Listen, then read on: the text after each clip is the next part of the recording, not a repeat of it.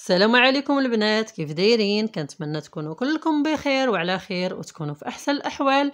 ومرحبا بكم معايا في فيديو جديد.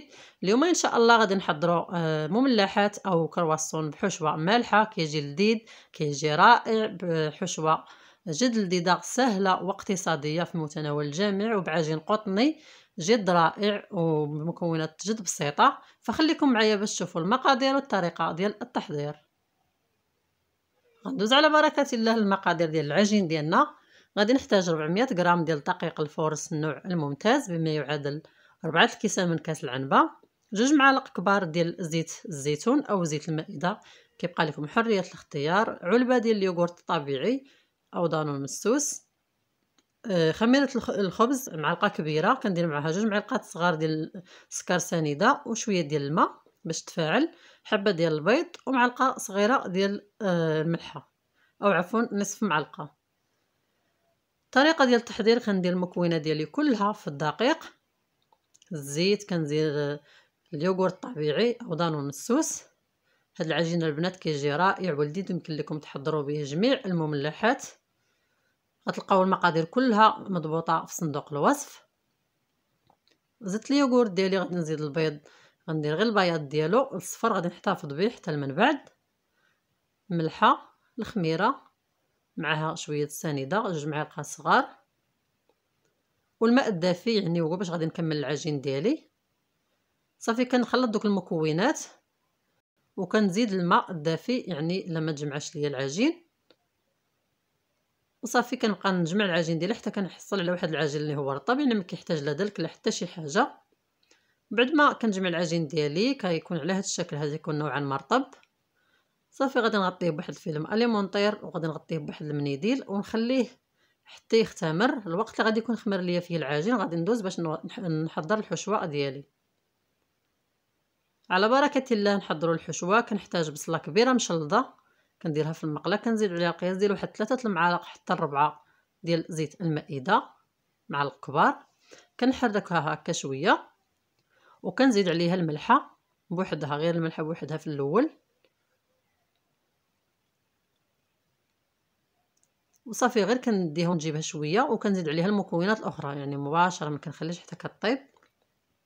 الفلفله ومقطعه طريفات وقرعه، يعني حبه ديال الفلفله وحبه ديال القرعه. يمكن لكم تستعملوا الفلفله بالالوان. وصافي وكنحركهم ونخليهم حتى يطيبوا مزيان، يعني نخليهم حتى يدبالوا. بعد ما كيطيبوا لنا دوك المكونات كيف ما كتلاحظوا معايا، غادي نزيد عليهم التوابل. غنزيد عليهم شويه السكنجبير او الزنجبيل، شويه التحميره او البابريكا، شويه الخرقوم او الكركم، شويه ديال السودانيه، يمكن لكم تستعملوا الفلفل الاسود او الابزار في بلاصه السودانيه. وغادي نزيد حتى معلقه صغيره ديال الهريسه. هنا ما غاديش تبان لكم انني راني زدتها، ولكن تقطع ليا حذف لي داك المقطع اللي زدت فيه الهريسه، ضروري معلقه صغيره. 2 معالق كبار ديال المعدنوس مقطع، غير المعدنوس بوحدو كنزيدهم حتى الاخر باش ديك النسمه ديالو تبقى. وصافي وكنحرك هكايا مزيان. وغادي نزيد واحد العلبه ديال الطون يعني او الطونه، غير علبه صغيره ديال 50 غرام، كتعطي واحد اللذه رائعه لهاد الحشوه ديالنا.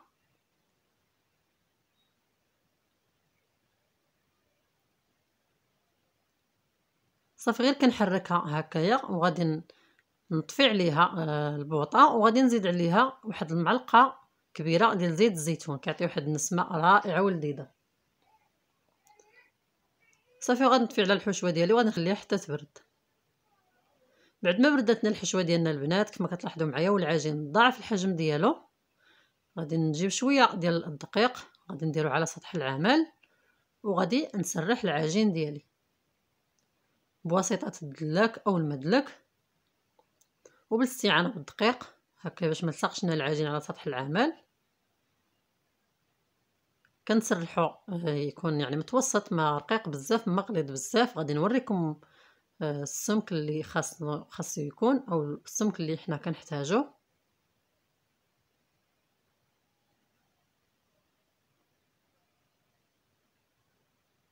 كيكون على هذا الشكل هذا السمك ديالو كيكون نوعا ما رقيق. كنجيب واحد شي حاجه دائريه هكا اللي كان عندكم. انا درت هاد السوبيره هذه صافي وغنقطع بها هكا العجين دوائر، وداك العجين اللي غيبقى عندي غادي نجمعو ونديرو كره هكا كويره ديال العجين ونخليه يرتاح. غنجيب دوك الدوائر ديال العجين اللي عندي غادي نحاول نبسطهم شويه بايدي. عاوتاني كنزيد معلقه كبيره ديال الحشوه كنطويهم على هذا الشكل هذا كتلاحظوا معايا على الصور.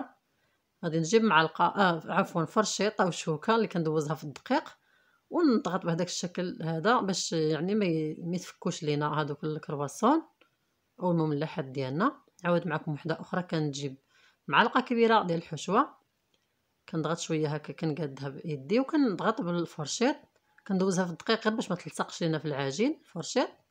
وكنحط في واحد الصفيحه ديال الفرن اللي تكون فرشه بورق الزبده. كما كتلاحظوا معايا يعني الصور شارحه نفسها طريقه سهله وبسيطه وكتحضروا بسرعه. كنبقى غاديه بهذه الطريقه حتى نكمل الكميه اللي عندي. بعد ما كملتهم البنات هكا كندير واحد الصفيحه ديال الفرن. اللي ما كانش عندكم ورق الزبده يمكن لكم تدهنوها حتى بالزيت. غادي نشعل الفرن واحد 5 ديال الدقائق حتى يسخن ونطفيه وندخل ليه الطاوه ديالي او الصفيحه ديال الفرن ديالي غير واحد ربع ساعه حتى 20 دقيقه يخمروا شويه وغادي نخرجهم. بعد ما ضعف الحجم ديالهم او خمروا كناخذ داك الصفار بيضه كنزيد عليه معلقه كبيره ديال الحليب وقطرات ديال الخل وكندهن الكرواسون ديالي او المملحات. معرفتش انا علاش التصوير جا شويه ما واضحش.